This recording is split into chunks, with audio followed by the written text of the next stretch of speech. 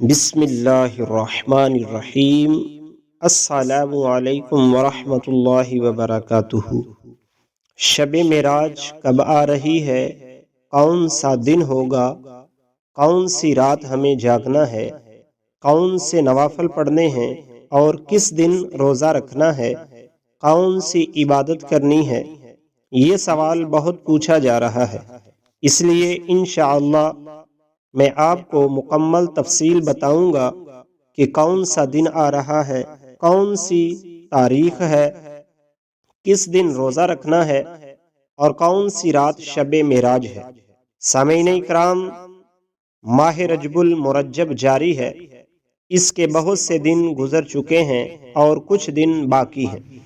اسی وجہ سے بہت سے لوگ یہ سوال کر رہے ہیں کہ شب معراج کب ہے، کون سا دن ہوگا، کون سی رات جاگنی ہے، کون سے نوافل پڑھنے ہیں اور کس دن روزہ رکھنا ہے، کون کون سی عبادات کرنی ہے۔ اس لیے انشاءاللہ میں آپ کو مکمل تفصیل بتانے جا رہا ہوں۔ آپ یہ ویڈیو مکمل دیکھیں، کیونکہ ماہ رجب المرجب اپنی پوری آب و تاب کے ساتھ جاری ہے اور اس مہینے کی عظمت و شان نبی پاک صلی اللہ علیہ وسلم نے بیان فرمائی ہے۔ یہ وہ مہینہ ہے جو حرمت والے مہینوں میں شامل ہے۔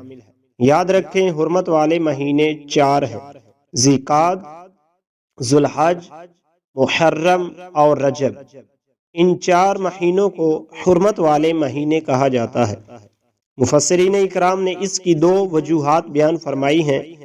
پہلی وجہ یہ ہے کہ ابتدائی اسلام میں ان 4 مہینوں میں جنگ کرنا منع تھا، یعنی ان مہینوں میں قتال کی ممانعت تھی، اس لیے انہیں حرمت والے مہینے کہا جاتا تھا۔ دوسری وجہ جو مفسرین اکرام نے بیان فرمائی ہے وہ انتہائی ایمان افروز ہے۔ ان 4 مہینوں میں نیکیوں کا ثواب دگنا کر دیا جاتا ہے، یعنی اگر آپ ان مہینوں میں نیکی کریں تو اللہ تعالیٰ آپ کو دگنا اجر عطا فرماتا ہے۔ پہلا حکم، جنگ کی ممانعت، اب منسوخ ہو چکا ہے۔ آج کے دور میں اگر کوئی مسلمانوں پر حملہ کرے تو مسلمان دفاع کر سکتے ہیں، لیکن دوسری فضیلت یعنی نیکیوں کے اجر کا بڑھ جانا اب بھی قائم ہے۔ بس کوشش کریں کہ ان مہینوں میں زیادہ سے زیادہ نیکیاں کریں۔ ویسے تو پوری زندگی نیکیوں میں گزارنی چاہیے، مگر خاص طور پر ماہ رجب میں، کیونکہ ہم اسی مہینے میں ہیں۔ جس طرح نیکیوں میں اضافہ کریں، اسی طرح گناہوں سے بچنے کی بھی کوشش کریں۔ کئی مفسرین، جن میں علامہ قرطبی رحمۃ اللہ علیہ بھی شامل ہیں، فرماتے ہیں کہ جس طرح ان مہینوں میں نیکیوں کا اجر بڑھتا ہے، اسی طرح گناہوں کی سزا بھی بڑھ جاتی ہے۔ اس لیے گناہوں سے بچیں اور نیکیوں میں بڑھ چڑھ کر حصہ لیں۔ ماہ رجب میں شب معراج بھی آتی ہے، اس لیے بہت سے لوگ اس رات جاگ کر عبادت کرتے ہیں۔ نوافل کے بارے میں بھی سوال کیا جاتا ہے۔ یاد رکھیں کہ سال کی 3 راتیں خاص راتیں ہیں: شب معراج، شب برات اور شب قدر۔ پہلی ماہ رجب میں، دوسری ماہ شعبان میں اور تیسری ماہ رمضان میں آتی ہے۔ شب معراج ماہ رجب میں ہے۔ اب سوال یہ ہے کہ شب معراج کب ہے، اس کی تاریخ کیا ہے؟ انشاءاللہ میں یہ بات واضح کرتا ہوں۔ سب سے پہلے یہ سمجھ لیں کہ اس مہینے میں عبادت کا ثواب بڑھا دیا جاتا ہے، اسی لیے لوگ نفلی روزے رکھتے ہیں، خصوصاً شب معراج کی رات عبادت کر کے اگلے دن روزہ رکھتے ہیں۔ نفل روزے کی فضیلت یہ ہے کہ مفسرین نے لکھا ہے، رجب جنت کی ایک نہر کا نام ہے۔ جو اس مہینے میں ایک نفلی روزہ رکھے گا، اللہ تعالیٰ اسے اس نہر سے سیراب فرمائے گا۔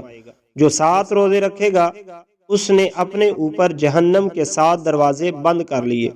جو 8 روزے رکھے گا، اس نے جنت کے 8 دروازے کھلوا لیے۔